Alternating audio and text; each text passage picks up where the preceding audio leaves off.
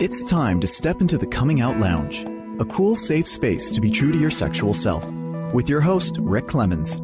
Rick has helped hundreds of people come out of the closet, and now each week he's bringing you cool insights for loving and accepting yourself, boosting your self-confidence, and living a guilt-free, purpose-filled life on the other side of the closet doors.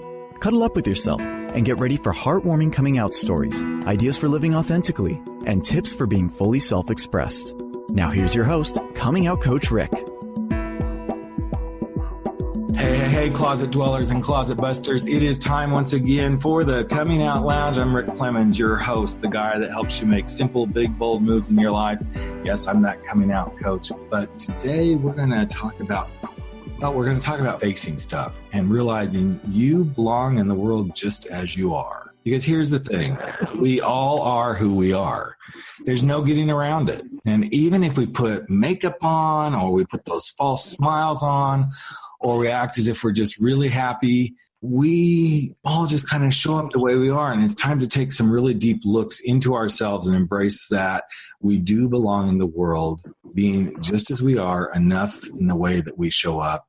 And you know what? To really, really, truly just realize there's lots of beautiful wildflowers out there in the middle of the world. And you know what? We just need to show up at the wildflower of who we are and love ourselves just the way we are. And today I brought a guest on the show who really personifies that. Her name is Mila Jam, and she's gone from YouTube sensation to a pop recording artist with her new single Faces, which was truly inspired by her wanting to counteract some of the negativity that media is throwing at us all right now. And she wrote the song as an inspiration to recognize the beauty that each of us offers to the world. So without any further ado, I want to bring beautiful Mila Jam onto the show to talk about her new song and video Faces and her own journey coming out to be just who she is and how she's belonging in the world. Welcome to the podcast, Mila. Oh, thank you so much. That was absolutely beautiful. Kudos to you for that. Those are wonderful words. Well, thank you. And thank you for bringing to the world what you're bringing. I've had the pleasure, and we're going to have your videos up on the show page. I've had the pleasure of watching both versions of the video. And as I told Mila before we went on the air, I'm really touched by the words and the beauty and everything that you brought into this. So what was the true inspiration? I know we talked a little bit in my intro about, the negativity in the world, but is that where this started for this song and this video for you? So the journey sort of began, I was with my team, my producers, and I was talking about what was really touching me at the time. And I usually have a general reflection of everything going on with myself and with the world. So I try to stay checked in to what I'm feeling, what I'm going through, what I'm experiencing. And that's just, as an artist, I go through that a lot. I always felt like, I live in a big city. I live in New York City, and I see people every day, and I encounter lots of different people every day. And I always wonder, what are people dealing with? What are they going through when you see them on the street? We're rushing or whatever the mood is. And I always witness people's faces in the crowd, like the happy faces or the joyful faces or the down faces. And they capture moments. They're snapshots of what people are really going through, but we don't really know the full narrative. Sure. And I was just thinking, and that's kind of how the beginning of the song, the first line came out, which is smiles on their faces as they walk on.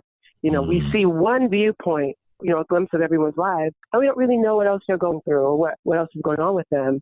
And so for me, it was about diving into expressing that I deserve to be accepted and loved and embraced for all of those different sides that I bring to the table. Sure. I mean, I'm funny, I'm lovable, I'm kind-hearted, I'm open-minded, and I sometimes hate that the media and the world at large portrays my sisters and brothers, in our own journey in such a dark light, no light at all, actually, but it's such a darkness based off of something that is totally not that's mostly out of our control. And I think the only choice that is made as a trans person is the choice to speak up and speak out about your experience. Otherwise you can hold it back and hide it. But that's a choice. I didn't choose to be who I am. I chose to be open about it and to speak out about it and embrace it.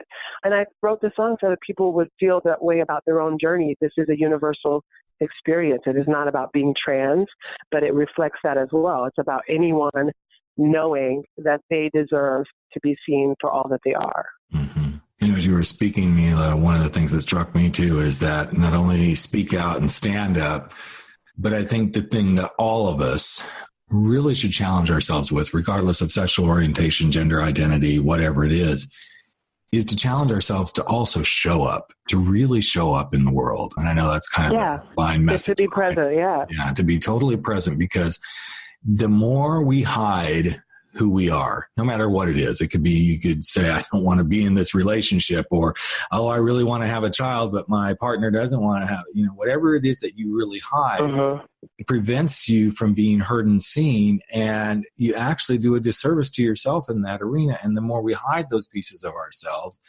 the more we keep it away from the world at large. And I think the more we continue to show up as LGBTQ individuals in the world, it shows society, you can't shut us away. We're here. Yeah. I hate to say it, but we're here. We are queer in all our beautiful, rainbow colors of the queer umbrella. But the more we show up, the more people just get to know who we are. And I think that's the beauty of what you're trying to put forth, is the beauty of who we are is who we are, plain and simple. Well, I think that there's something, that's very interesting is that these days I no longer fully believe that queer people or the spectrum of people is the minority. It is on record the minority, but I look at the world and I look at all the different types of people and diverse groups of people. And, we've learned to separate like people being or claiming or classifying themselves as something and putting each other into groups. But I've encountered many people, who live in a heteronormative or a cisgender straight kind of world where they completely negate all of their queer experiences and feelings and hidden identities. And I feel like it kind of bleeds over in a lot of spaces. I mean, I think that like the rainbow flag, for example, represents people in general, not just the group of different people, because we're all a rainbow. And I don't think that the majority is meant to be straight and that minority is meant to be other. I feel like we all kind of have an otherness about us that we should find a way to communicate and embrace. I mean, I'm thinking about children and youthful people growing up today who identify a little bit more fluidly, or who don't really claim a certain sexuality or title or label. And they kind of are navigating in this world. They're like millennial, thing is that we're kind of just like being who we are. And then like, if I meet someone and I'm into them, I'm into them, And so that's a little bit of a change I'm witnessing in the world. But I just feel like we have to learn, because it isn't easy. It's a very difficult thing to do. And I think that's also why a lot of people don't do it. It's kind of built into the fabric of society to just exist under, a certain facade.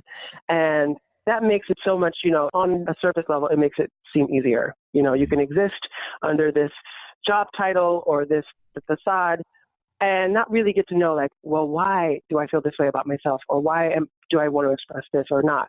And do the work. It's hard to do the work, and I believe in doing the work, but I feel like I do a service to the universe when I do that work on myself and express the truth. And that's just not easy for everyone to do, so I feel like I would love to help encourage people to be able to like live in their truth or express their truth, because there's really nothing wrong with it. There's just a bunch of rules that we've made up, about it. Right. But I think this piece that people think it's really difficult to live your truth is it depends on what version or how you've started to define what difficult living your truth is. I think all of us can do it. But again, we have been forced into these belief systems where, to do something like that, it's really hard or whatever. Now, I'm not discounting that, because you and I both know coming out to be who we are, gay or transgender, is not the easiest path in the world to take. It's what it is. But the truth is any of us who really want to take a stand and live our truth, we can do it. We just got to be willing to go do it. And, I was interviewing someone else for the podcast a couple of days ago, and I started out talking about his particular film that he had created. And I said, and it's a really interesting film because you've taken these twists and turns in the LGBT community and talked about addiction and prostitution and, fetishes and all this. And this coming from a heteronormative guy. And he said, well, a heteroish normative guy.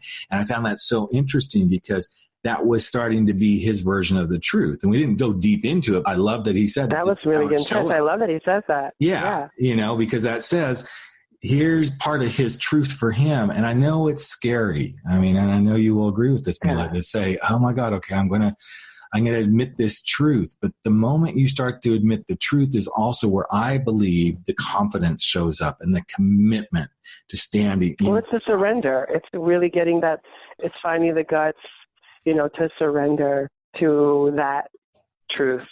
And letting that lead you as opposed to controlling the truth and controlling it in a way where it, where you feel like it's benefiting you because you have it so pinpointed and so calculated.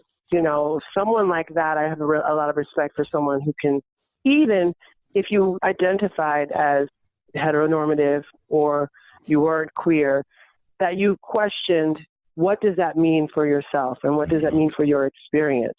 Yes. And that it doesn't push away people who have a different experience. And like I always say, people who are comfortable in whoever they are, they have no issues with anyone around them expressing their truth because it's they've already had a reflection of what they see in themselves that they've dealt with. And it does kind of make you wonder when people squirm or they get a little, abrasive about someone's truth being around, queer people or trans people or gay people, and they get, outrageous. It's kind of like, well, they just haven't really done any soul searching or work on what it means for them.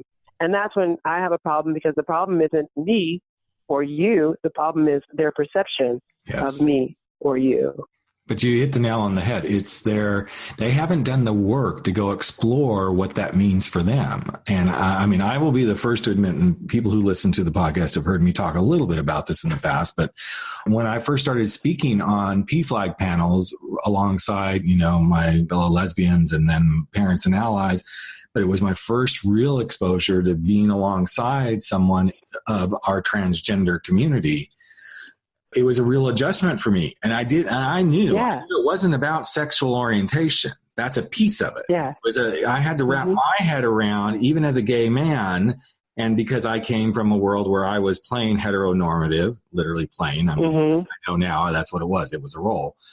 I had to learn to wrap my head around it. And that's the thing that I think people need to do. And the best education I did was to continue to show up and have the dialogue. And now I'm having beautiful conversations like I am right now with you, with people I'm so inspired by that can step into their truth, just like I did, that you and your community truly, and I say your community only for just, the significance of it. You are part of my community. You're part of my world. You're part of planet Earth.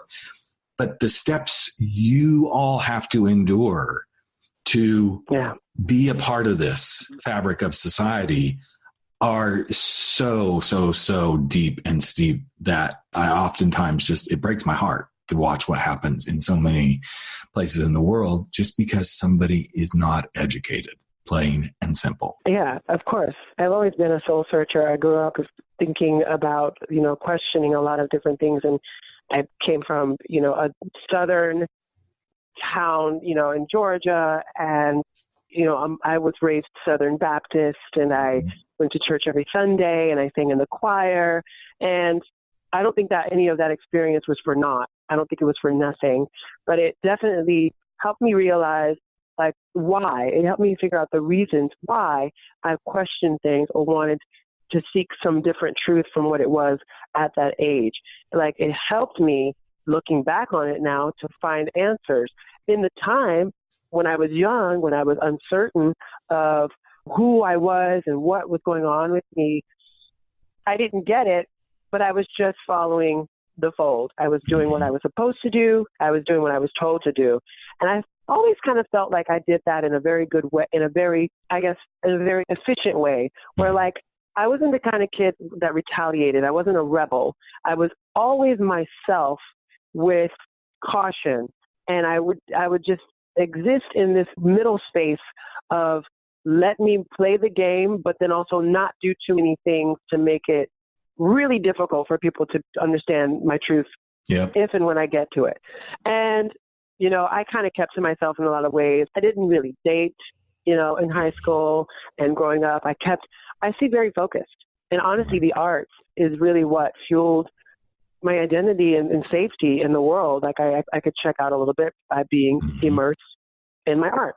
Yep. And by the time it came around to discovery and knowing that I was a woman and that I was, ready to journey into the experience of womanhood, physically and fully, like it kind of set me up to know, okay, I've been through that. I've been through this. Experience is a powerful tool. And like you can see and read a lot of things, but as you experience them, you kind of feel it and taste it and know exactly what you're up against. And, that's the kind of the fire we go through that a lot of people just don't. You just brought up something that's so important, is that seeing, feeling, tasting what you're going through. And I think so many of us in the world, doesn't matter sexual orientation, gender identity, just so many of us in the world, we numb out and we quit seeing and feeling and tasting where we are in the world. And then suddenly all we are is just moving through a very mundane, rote life. And then we wonder why we're not happy. We don't feel fulfilled. And one of the things that I always bring up when I'm working with clients, regardless of the kind of client I'm working with, is, so answer this one question. What happened to your curiosity? And it's a big, big question. When we kill our curiosity, to me, that's when we start becoming homophobic. That's when we look down our noses at other religions. That's when all this misogyny and everything else starts to develop, is when we lose our curiosity, we lose ourselves.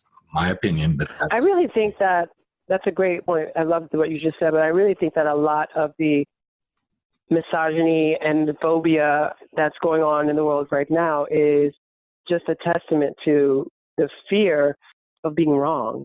I feel like there's a fear of being wrong that people's experiences are meant to be varied and different and not alike, so we've painted a picture that everyone is going to grow up and find a mate and get married and have a house and have a kid or kids. And it's just going to be this thing. And we kind of relate to that, on a larger level, we're kind of wanting that picture. A lot of people do, because it's relatable and it seems comforting, and it's what we all talk to our grandparents about. But I think that there's a bigger picture outside of that where, the narrative for my life is different from someone else over here. And that's okay. But checking into why I have my experience is really what it's about for me, instead of just, the acting that is happening in the world. Everyone we all get excited about celebrities and actors and performers, but there are people who are not on the red carpet and who are not Oscar-winning actors who are acting all the time.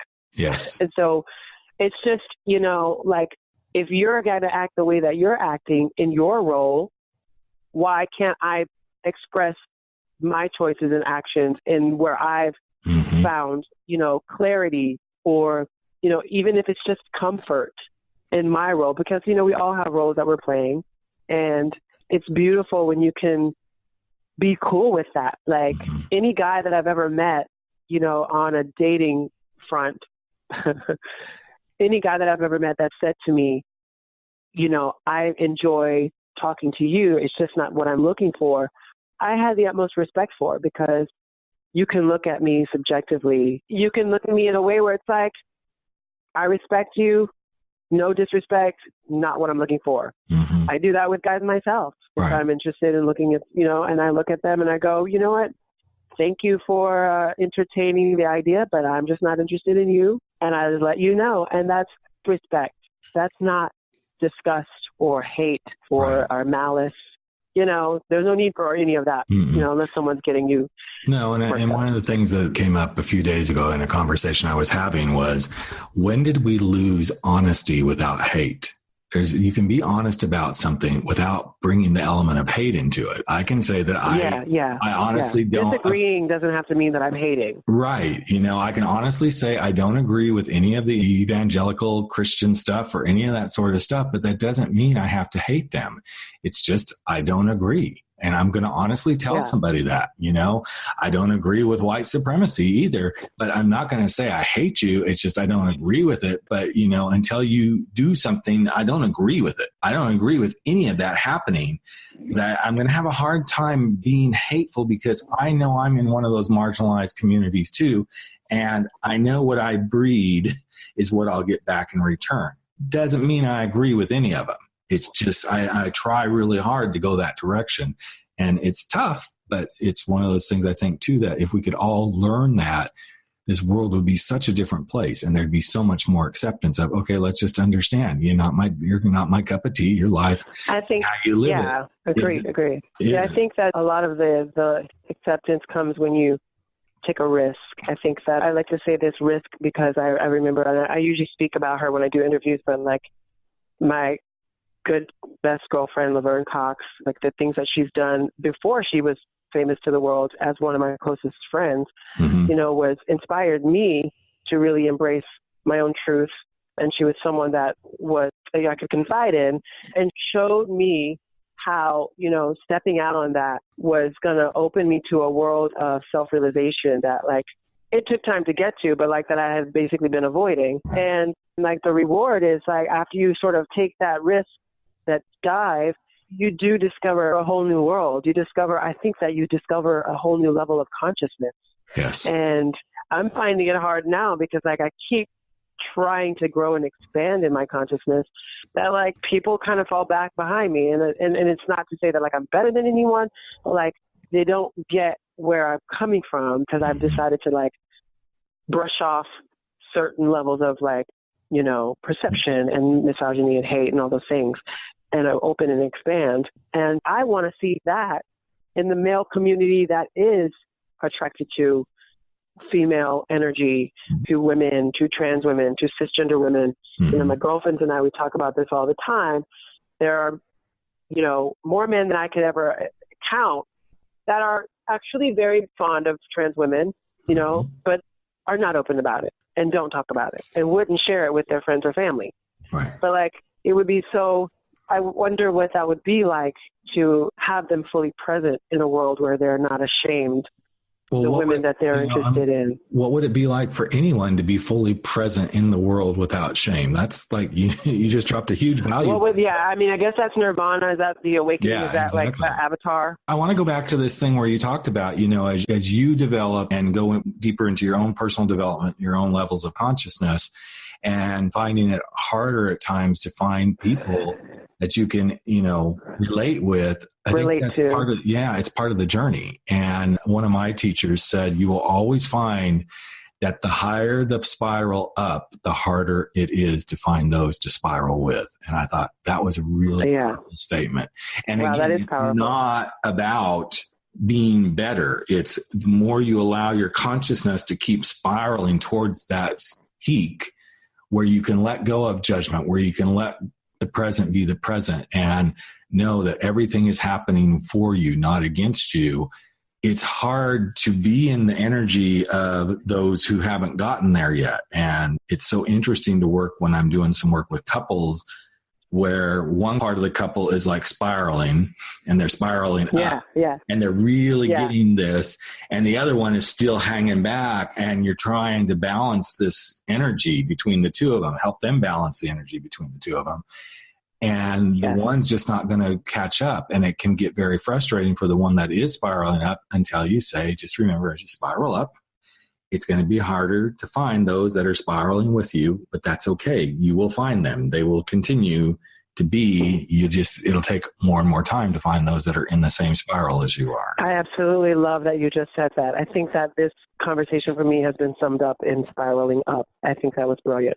Well, I think that's the whole point of where we are as humans. If we allow ourselves to realize at the end of our day, of our life, if we had set forward with the steps to go, every day is an opportunity to spiral up. how much easier would it be to get through the day than to say, oh my God, I woke up and okay, I was talking to a good friend of mine this morning, love her to death. And the first thing oh my God, I've just got such a crappy day. And that was the first thing. And I'm like, and I said, you know what? So what's good about today? And she didn't know what to say, and I'm not saying I'm Mr. Positivity. I'm raising those hands right now saying, yes, I have those days too. That's a fascinating space to operate from. In fact, I was at a TEDx yesterday, and one of the key phrases that came out of that I wrote down was, seek brave places that move you forward. And I thought that is so empowering because it's so true. Find those brave places to stand in that will move you forward. Then you've got everything you need. It's just really, really empowering. So talk a little bit more about the video and the song. The song we kind of talked about, you were with your group of friends, but then you did something unique where you brought in a bunch of very powerful LGBTQ individuals to shoot the video. So tell us a little bit about that.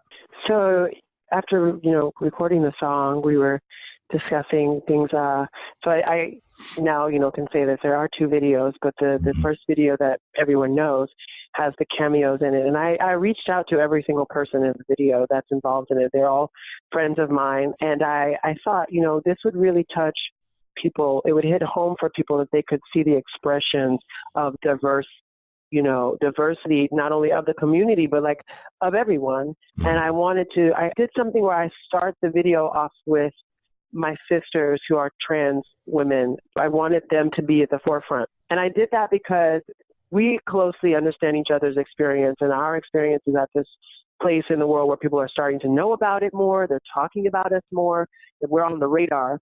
And I just wanted us to speak out and be like, I belong. And I reached out to every one of those girls that are all my friends. And I said, I just want to get a snippet of you saying the word I belong and how we can empower each other and other young trans people and trans women by having that prelude to the actual song starting in the video. And I spoke to Laverne, and I spoke to Candace Kane, Trace Lissette, the other girls. And they were just kind of like, obviously scheduling is always crazy. Everyone's so busy. But everyone was, there wasn't a no. Everyone was like, I would love to. They didn't even know what I was doing. They didn't even have a full idea of what was going to come of it. And then I just separated that part. And then the second part was to get other people that I, wanted involved to be a part of the actual song, to sing my words and to make it less about me and more about the message, the universality of the message. And it turned out beautiful. I'm so very proud of it and happy that, everyone kind of chipped in to make it what it is. And it reflects that. I also like to say that there are many people in the video who are not trans or LGBT, that are allies, that are family. My father is actually in the video. My cousin is in the video. My sister, so I wanted to color it with real people who express real emotions and feelings about wanting to belong. That's simply what it is. And it's beautiful. I love it. And I love the new one too, which is even more beautiful just from a sense of just pure cinematic beauty. But the first one is just it's so powerful to see the voices. I mean, if I were going to compare it to anything, it's almost like the Coke commercials from the 70s of I want to teach the world to sing sort of thing. You see all these beautiful faces and the diversity of everything that's going on. So we will definitely have that on the show page when we release this. Yes, thank you. But there's something else that you just brought up that was part of what I was going to ask you about, because I want to make sure people, we do have Laverne Cox and several others that, have become kind of the faces of transgender for our community. But you just brought up that your own father is in the video. And I have to say that to me was like, as a parent myself, really just touched me for that moment that you brought him up, because not only are you fighting or have fought to find yourself in your own gender identity, there's a whole nother cultural thing being, African-American Black that you've had to transcend through too, on top of now showing up in that community as a transgender female. And I'm sure there's plenty of stuff you could share with us around that. Is there anything particular that you would share that would inspire someone who's listening going, I can't do this. This isn't me. Yeah, I think that, the best thing to know for anyone listening is that it takes time and it takes work between two different individuals, my father and I. I love him dearly and we're very close now. We finally got to this place in our relationship where we have respect and love for each other as people. And I think that's a part of the relationship with humans. You go from child and parent to friends or to adults at some point. The relationship has to sort of shift. And we had a dark period of time where we weren't close. We didn't see eye to eye. We weren't on the same page. And we had a conversation, and the conversation loosely went like this. He asked about my life and how I was doing and what was going on with me. And I told him, if you are open to everything I'm going to tell you and disclose to you, we can talk, and I'm open to share. And I did. And he was basically at the end of the conversation was like, I would rather be a part of your life than not. And I know that took a lot for him to get to that place. But we didn't have a working relationship for many years. So before that, it kind of built up to this place of like, I kind of was like, take it or leave it. And he was kind of like, well, you are my child and I do love you. So let me work with you here. I said, as long as you're open to working, to learning and to trying to understand, of course I would love to be here for you. We speak on the phone, we see each other, we talk. And even when I asked him about being in the video, I said to him, Dad, I'm doing this video for my new single. He's heard the song already. He loved it. And I was like, I just need, I just want your support. Just, send me a video clip. And it was so cute because he kind of was like, I don't have anyone here to help me pick out my good side, like how I should look.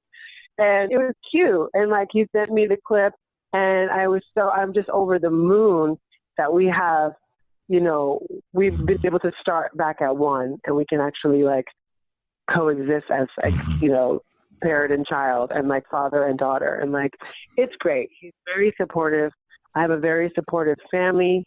I love them because they stuck around to give, a little bit of room to figure things out. Yeah. Because I'll be honest with you, transitioning or revealing something to people that they don't expect or that they're not ready for or don't know about, it's going to take some time. They're not going to just get it. They're not going to just be like, I understand and I'm with you. Right. So there has to be a little bit of a grace period, but I do think that grace period comes with the right to say, okay, I can only hold on for so long. Yes. I got to continue to move and be myself. Yes. And if you're with me, you will come and walk with me. If you're not, I have to keep walking. And you kind of have to let that surrender happen. And, I really hope that anyone out there who's listening to this finds the courage to do that. And if they get to that place where they feel like their family or whoever did not follow them, to know that there are people out there that will be with you and walk with you, but you have to start with yourself. Yeah. And you have to be able to be okay with yourself. Well, you've dropped some beautiful stuff there, because I know many of us, myself included at the very beginning, it was kind of like take it or leave it. And I think that's kind of our first knee-jerk reactions in many situations until we realize, and you just summed it up, you got to give people space. And when I'm doing this on stage or, one-on-one with individuals or in a workshop, it's like we have had all this time to kind of start to figure this out. Even if we feel like we still haven't completely figured out, we've been doing this for a good long time. Our little inner selves have been saying, but this is who we are. The mental work. Yeah. It's been happening. And then suddenly when we reveal our truth to whomever, but, typically to family for sure, they need that same time, but it does have an expiration date, so to speak. It's like, I'm going to give you time. As you said, then I'm going to either have to sashay away and be okay with that. But I love that you position it in the lens of surrender, because we have to surrender to the love to say, I'm going to give people time. And then you also need to surrender to, I'm also going to put a boundary on this. And if necessary, I'm also going to have to surrender that it is my life. And if they can't be with me in my life, then for my best interest in my happiness, I'm going to have to move on. And I think this is something that I also had a period of time where I felt like, the trial and error of what you're going through is for yourself the experimental phase of your life. You have to kind of comb through that so that when you are in a place where you reveal or you hint at or tell people that and you're clear on your end of it. Because when you're not and it's fuzzy, it does add to the friction of the situation. It makes it more difficult for your family and friends to support you. But like, I took time to really go through this, questioned it, I thought about it, I lost sleep over it, I read, I researched, I asked people, and I finally realized this is it. I know what I need in life. And my mother, like what I love about what my mother did was, one day she just said to me, she's like, I got it. I get it. I get it now. And she decided she had to make a choice. She chose to love the child and listen to the child in front of her over people around her who had an opinion about it. And she was like, I realized you're my child and I love you, and I've got to do the work on understanding where you're coming from, but I don't want to shun you and I don't want to put you out because I misunderstand. And I also like to think, like, on record, like my aunt, my mother's sister, who was a little more open-minded, she was a good factor in being like, give her time. She has something that's going on with her and she needs to figure it out. Yeah. And, I get that it's not like that for everyone, and I don't take any of that for granted, but I do think the space is important. I do think the time limit is important. Yes, but I also think that space, if you don't come into that space in your own clarity, I love that you brought it up, that if you're unclear, it's going to make it really hard. You got to be clear. You have to be solid. You have to be concise about it. Yeah. Because if you don't, you open the doorway for every reason for them to be able, and I'm saying them, people in general, to find your weakness. This is the art of, quote, combat, which isn't what I want any of this to be. But if there's a little bit of weakness, people will use that to their advantage. And it took me a while to get there too, where I realized, okay, maybe I came at this. And it, for me, it was twice. I came at it once in my college days, and I came at it after I'd been married. And when I came at it after I was married, I was solid. I knew who I was. I knew this was me. There was no turning back. And I know that's what helped me stay strong and confident and move through this. And like you, I had moments where there was there was rough spots in life with my family. And we're finally to that place where we move through this. And I think that's the key, is understanding that you're probably going to go through something. Maybe it's not what you expect, and maybe it will be what you expect, but be clear and concise in yourself and really know who you are. Yeah. Exactly. So real quick before we wrap up here, tell us what's next. I know you've just finished this one. I think I heard you're working on an album as well, trying to get that done this year. I've been in the studio a lot, and I've been working on a lot of new stuff. I think we might be close to getting an album done. There definitely will be more music. I'm really excited to have more things later in the year for people to hear. And in the meantime, I've been planning a lot of different things. Like I mentioned earlier on, auditioning for some bit parts here and there. Follow me, on all of the social media. Yeah, living my day-to-day life. All of that stuff up for everybody to follow you, Mila. So I can't wait to see that. So.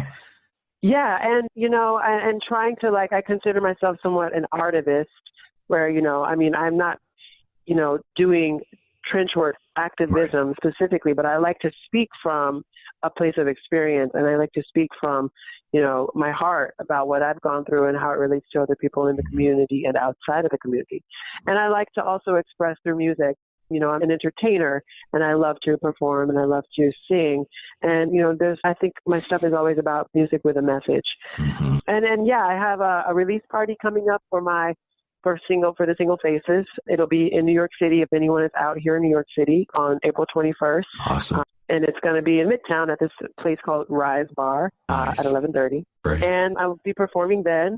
And I think I may be doing something really exciting for Pride this year. I don't want to completely announce it yet, but I think I have a big, fun thing that I'm going to be announcing somewhat soon. Cool. So well, keep us posted, and we will definitely help keep you promoted. I have enjoyed being able to spend time with you and get to know you a little bit today. And is there something you'd love to leave our listeners with that may be really struggling? Just some little piece of advice, although you've dropped so many already, but one last thing you'd love to just say to them to help them keep on going.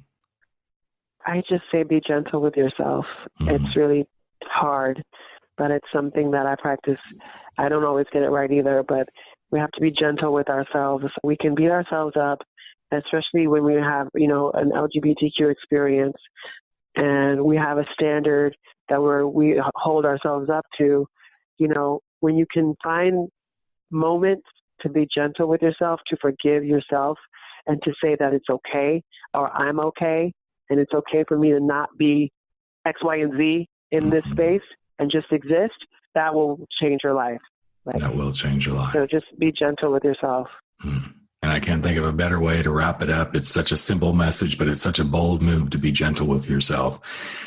And with that, I just want to say thank you, Mila, for being with us. And we will have you back again soon when you have some more stuff to share with the world. I can't wait to talk to you again. That sounds great. Thank you so much. And I'm so glad that you had me on the show today. Absolutely. And for those of you listening, never stop stepping out, stepping up, stepping into being in your world, your way. Because remember, it's simple. Be bold. I'm Rick Clemens, the Coming Out Coach.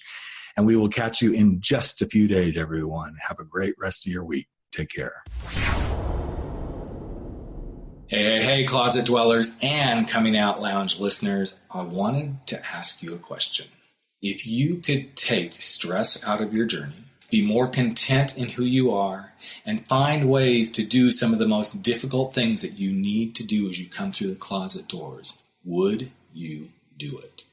I bet the answer is yes. Why do I know this? Because I have been getting requests from listeners and clients or prospective clients about finding ways to just address certain things in their coming out journey. Some people don't want to work for a long time, and I totally get that.